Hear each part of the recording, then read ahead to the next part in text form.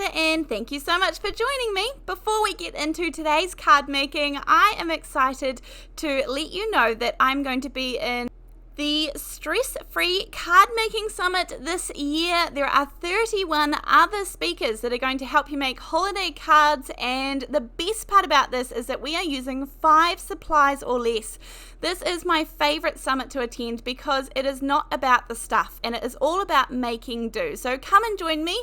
There will be a link at the top right hand corner and also at the end of this video for you to come and join me at the summit. Now it is a virtual summit, so you don't have to be anywhere specific, and there are a couple of different tickets that you can get, but the free one is the best one, of course. So come and join me there. As I said, there'll be a link in the corner or there'll be a link at the end of this video and underneath in the description box. Now today we are going to be focusing on some beautiful acetate card bases that I want to use. Now recently I got these Katy Sue design card making. This is a card making kit for the garden gnome, and then there are also, this comes with like envelopes and foam. You don't need any scissors to put any of these cards together. These are really fun kits, and this was my first order of them. I made some cards out of this gorgeous little fantail one. There are lots that are more focused around boys, which I absolutely love. There are motorbikes, there's cricket, there's the Spitfire, the Planes one, lots of different things that I don't have to buy an entire stamp set for or an entire die set to create, and I can still have lots of fun creating these. Now these layer up to be gorgeous dimensional little, centerpieces, I guess, or focal points, but I'm going to show you a really quick way that I love using these today. The best part about these, when you get these sheets here, there are 3 sheets that come in a pack for a really good price point. And then there are a few other things which I found out I love about these pages too. Now not only do 3 of them come in a pack, now these 3 are exactly the same, but there are numbers on all of the sheets so you know exactly which order to put the layers in. This one makes a super gorgeous dimensional sort of bag of flowers perhaps. Now when you pop these out, as I said, there are some things that I absolutely love about these. No white edges. I love when you get die cuts or ephemera that doesn't have white edges, and these pop out really nicely. They don't even have like the wee tabs, where you can see you've detached it from the sheet.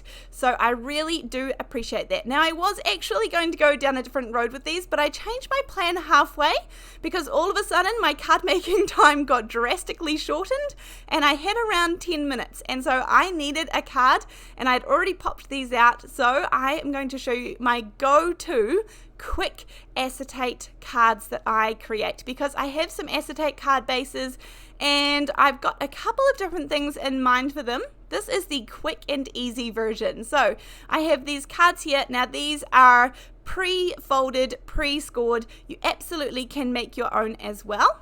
Acetate can be tricky to get a nice tight fold on, so I do prefer the pre-purchase, pre-folded ones, but you of course can do this yourself as well. Now I am going to start out by using a stacking die set of infinity dies. I like to keep the acetate simple. We have to remember a few things though. One, you're going to be able to see through it. Now I know that that's obvious, but that means that we have to just take that into consideration when we are putting items on, so to speak. So first of all, I'm going to create a little frame with these stacking dies, and I have just used 2 of the rectangles. They are right next to each other in this stacking set, so they're going to make a really thin frame. You of course can make a thicker one if you like. I add some double-sided adhesive sheets to the back of a white piece of cardstock. This just means I don't have to do gluing. When I'm using acetate, I prefer to use dry adhesives or double-sided tape or adhesive sheets or adhesive tape rolls. I just find it dries so much quicker, faster, and less mess than using a liquid glue on the acetate. Now I've got my frames here. I cut out 2 because, as I said, we have to remember that this is going to go through. So although this does not really look too bad from the inside, I'm going to put one of the frames on the very front of the card, and then I'm going to put one of the frames on the inside that sort of backs onto the front. Now, that is just a personal preference thing. As I said, it actually doesn't look too bad from the inside.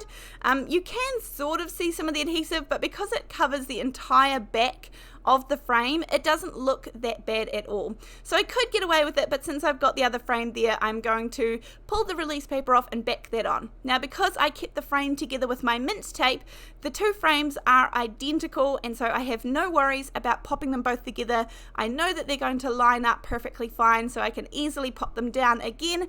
They've got the stickered adhesive on the back, so it's all about making my life easier when I'm working with the acetate. Now, when it comes to the acetate, you also need to think about somewhere that you are going to write, because sometimes, most of the time, people like to write at least something to, from, even if it's not a big long message. Now, with these, you could pop these on the front, and this would look really stunning. These do not match up perfectly, but given the little amount that you can actually see, I think this would back together really nicely. This wouldn't bother me having those extra little pieces of white pop out from the side. I think that would look fine, but in case you don't want to go down that route and you do want things to be pretty covered up, then this is what I'm going to do. So using the insides of the frames that I cut, so they've already got the double-sided adhesive on the back, I have cut out 4 smaller rectangles, and I'm going to do 4 because I'm literally going to do one on the front, one on the inside of that, and then one on the inside on the other side, and then one on the very back of the card as well. I am going to still use these gorgeous designs because I think they are stunning. So I have some double-sided tape on the back here. This is the quickly acetate cards version. This is, as I said, I had a very short amount of time at this point, and so I was putting these cards together quickly. I needed it right then, and so I am going to add still the dimensional layers. I'm not going to add the entire, all of them, because I think there's actually like 7 or 8 layers all up. I'm actually just taking the individual elements, so the ones that are the flowers and the little tag down the bottom. There is, as I said, these are amazing. I have a whole video on them when I first got them. There is a gorgeous gnome card making kit. I got the gumboots or the wellies, that card making kit, and you see me make lots of others from the sheets. I will link that video in the description box as well in case you want to check out a little more on these Katy Sue designs. I haven't used them before. I only recently discovered them, and I don't know the company at all. I've never been in touch with them.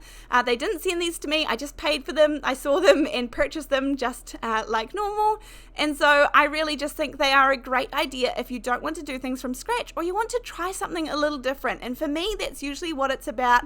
I love trying a new product, trying something that is going to fit my style of card making.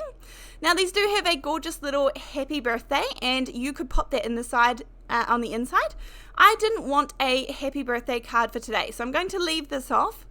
This is the second panel that I have, and as I said, you can see the double-sided tape through there, so I'm going to back this one nicely. And then to get the next ones lined up, you could add some removable adhesive onto that, the back of this one here. But what I do is I just hold this sticky side up on here directly in place, and then I close the card gently so that it adheres nicely, and I know that everything is all lined up. They're all going to line up perfectly and not be skew with. And then from here, I'm just going to place the one on the very, very back, and this covers up absolutely everything. It gives us somewhere nice and neat to write in the center, and it will all be hidden, and yet it is still a really cool acetate card. The great things about these is that it's still a normal card. It's still a normal sized card. It still stands up like a normal card, but it just has that kind of wow factor because it's literally made from the see-through material. So as I said, there are some happy birthday sentiments. There's all different ones on lots of different sheets, and some of them have several different sentiments. I'm going to take a few of those extra little pieces that I could have layered on the front, and I'm just going to pop them on the inside just so there is, you know, a little bit of something happening on that inside panel. I didn't need to write a huge long message, so I wasn't worried about space too much. but pop some of these on the inside, and yeah, you can keep going. You could put some on the back panel as well. Lots of different options when it comes to creating these quickly made acetate cards. So I hope that you enjoyed this one today. Come and join me at the summit. Remember to get your free ticket. It is free, and I will see you there with a gorgeous video on using 5 supplies or less. Other than that, thank you so much, and I'll see you in the next video.